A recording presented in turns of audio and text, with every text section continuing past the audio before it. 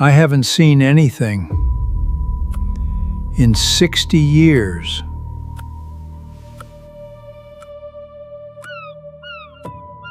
But I can still see that morning. Better than anything else, actually. Funny how that works.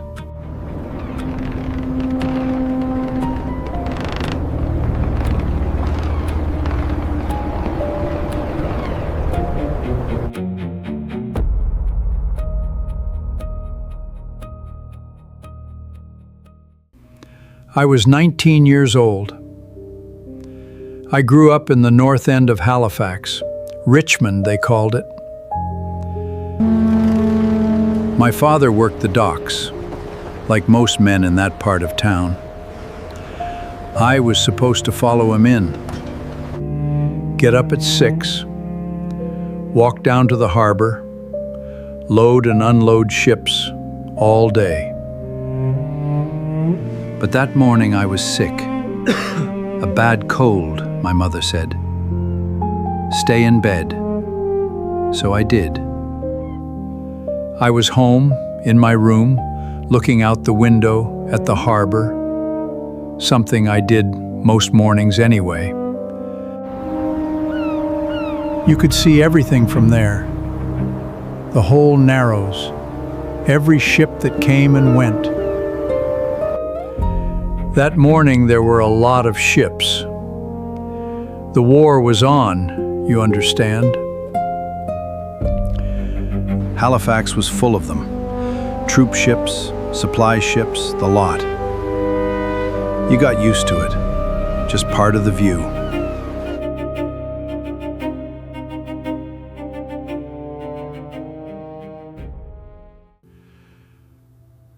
Around 8:45, I noticed smoke coming from a ship out in the Narrows.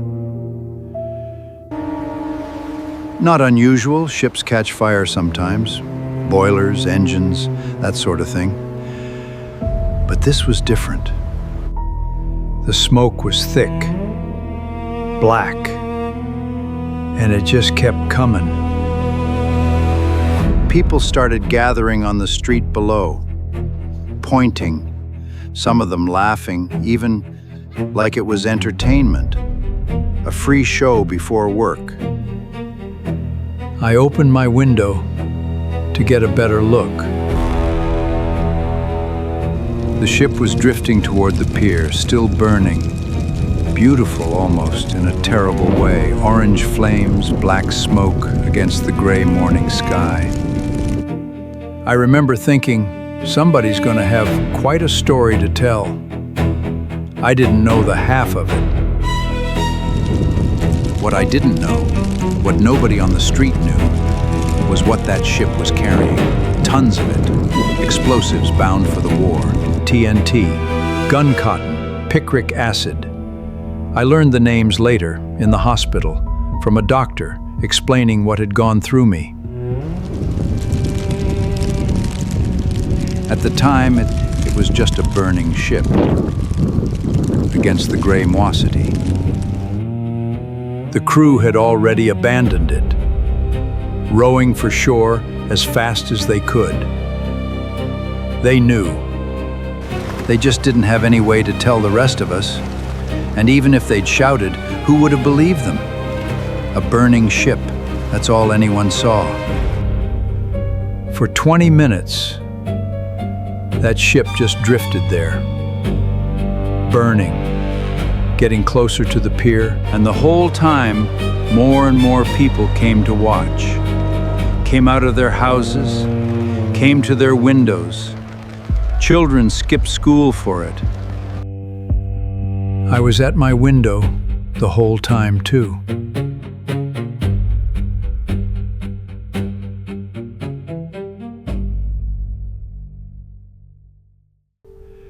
At 9:05, the ship reached the pier. I remember the exact moment.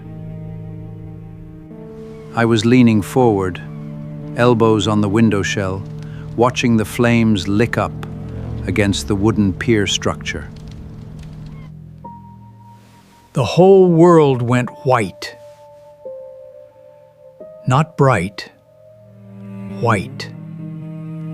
Like someone had taken the entire morning and replaced it with a single sheet of white light, filling everything, filling my eyes, I didn't hear the explosion. Not really. It was more like the world had made a sound, and I was inside the sound, and then the window came in. I don't remember. I don't remember the glass cutting me. People always ask that. Did it hurt? I don't remember pain. Not then. I remember the white light. And then I remember that the white light didn't go away. It just stayed white. I put my hands up to my face, and there was wetness. And I thought it was raining. Indoors. That's what my mind decided was happening. It was raining indoors, and the world was white, and I couldn't understand why I was on the floor. My mother found me. I don't know how long it took. Minutes, I think, though it felt like much longer. She was screaming, but I could barely hear it. My ears were ringing so loud everything else seemed far away. Underwater. She kept saying my name. William. William. Over and over. I tried to answer her. I think I did answer her. I don't really know what I said. Outside, though I couldn't see this, I only learned it after. Outside, half the city was gone. Just gone. The blast had leveled everything near the harbor. Buildings, streets, people. And right behind the blast came a wave, a wall of water from the harbor, pushed up by the explosion, crashing over what was left. My house was far enough back that it stood, barely. Most of the windows were gone, the roof had partly come in, but I didn't know any of that.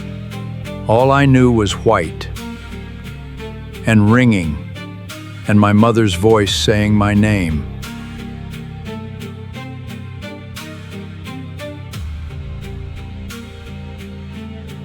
They got me to a hospital eventually, though hospital doesn't really capture it.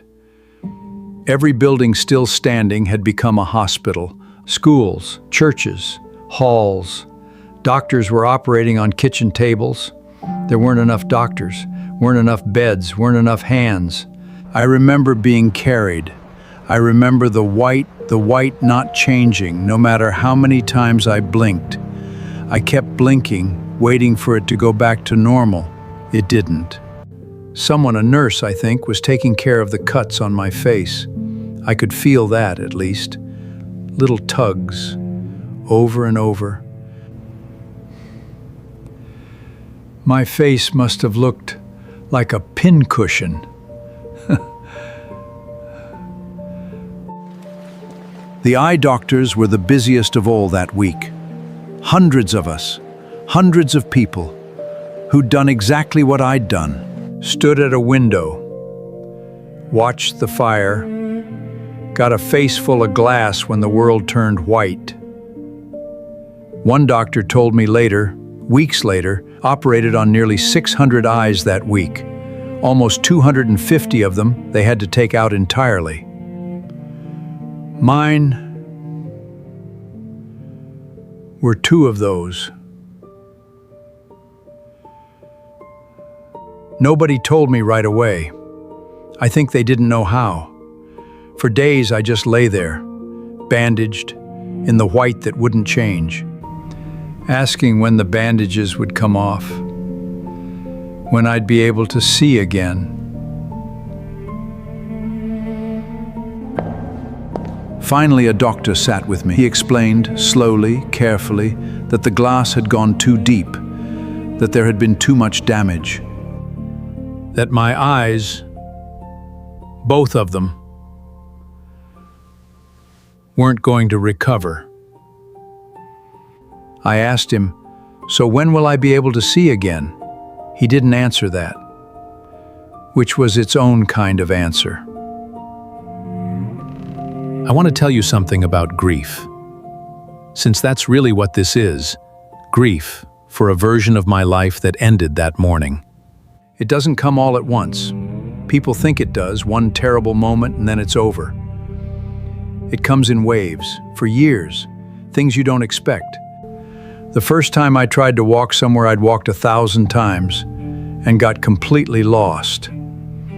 That was a wave. The first time someone described a color to me, and I realized I was starting to forget what it actually looked like. That was a wave. My mother's face. I have a memory of her face from before, but it's getting old now, like a photograph left in the sun. I'm scared that one day it'll be gone completely, and I won't have any way to get it back. For years afterward, I'd find glass, small pieces, working their way out of my skin. My face, my hands, my scalp. A little lump would appear, and then, over days, it would work its way to the surface, and then it would just come out. Like the city was still inside me, in pieces, slowly leaving. The last piece came out when I was almost 50. 30 years later. I still have it. I keep it in a small box. Sometimes I take it out and hold it, just to remember that it was real, that all of it was real. People ask me sometimes if I'm angry about any of it, the ship, the war. Anger needs something at, and I never could find anything that fit. The men on that ship didn't want this. The people on the street, they didn't know. I didn't know. Nobody knew, except maybe a handful of officers somewhere. And even they probably didn't think it would happen quite like this. It was just everything, all at once, in the wrong place at the wrong time. That's all it was. No villain, just a morning that went wrong in the worst possible way. For thousands of us, all together.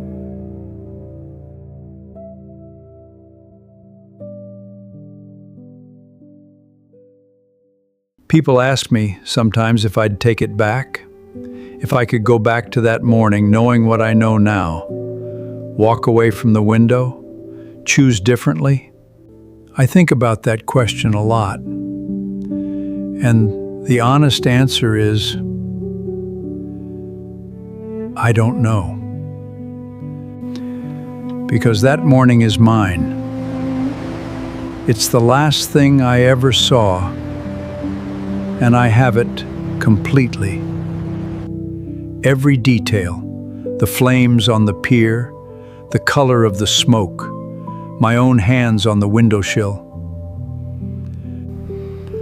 I have that morning forever. 60 years of darkness, and that one morning is still as clear as anything I've ever known. Sometimes I think that's a strange kind of mercy. Sometimes I think it's the cruelest thing of all. Most days, I think it's both. I'm an old man now. I've had a good life, in its way. Quieter than most, maybe, but good. And if you ask me what I remember most, after everything, it's not the explosion. It's not the hospital, or the years after, or any of that. It's my mother's voice, saying my name, over and over. That's the last thing I want to leave you with. Not the fire, not the glass, just a voice calling someone home. I have to wear these when I go out. Otherwise, nobody gives up their seat on the bus.